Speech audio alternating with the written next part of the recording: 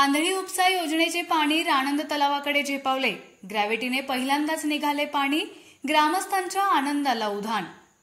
आंधळी धरणात आलेले जिहे कटापूर योजनेचे पाणी वाढीव आंधळी योजनेद्वारे पहिल्यांदाच राणंद तलावाकडे झेपावले। ग्रामविकास मंत्री जयकुमार गोरे यांनी दिलेला शब्द पूर्ण करत आज मंगळवारी ग्रॅव्हिटीने राणंद तलावाकडे पाणी सोडण्यात आल्यानं ग्रामस्थांच्या आनंदाला उधाण आले आहे। गेल्या 2 वर्षांपासून कृष्णेचे पाणी जिहे कटापूर योजनेद्वारे माण तालुक्यातील आंधळी धरणात येत आहे। जिहे कटापूर मुख्य योजनेची कामे पूर्ण करण्याबरोबरच ग्रामविकास मंत्री जयकुमार गोरे यांचा ड्रीम प्रोजेक्ट असलेली वाढीव आंधळी उपसा सिंचन योजनाही विक्रमी वेळेत पूर्णत्वाला नेण्यात आली आहे।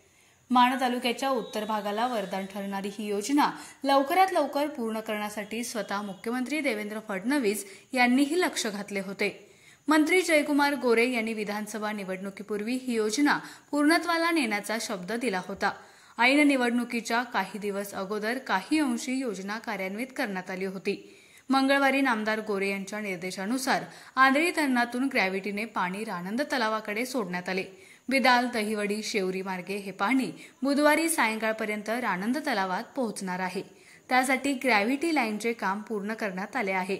राणंद तलावात पहिल्यांदाच जिहे कटापूर आणि आंधळी योजनेद्वारे पाणी येत असल्याने या भागातील ग्रामस्थांच्या आनंदाला उधाण आले आहे।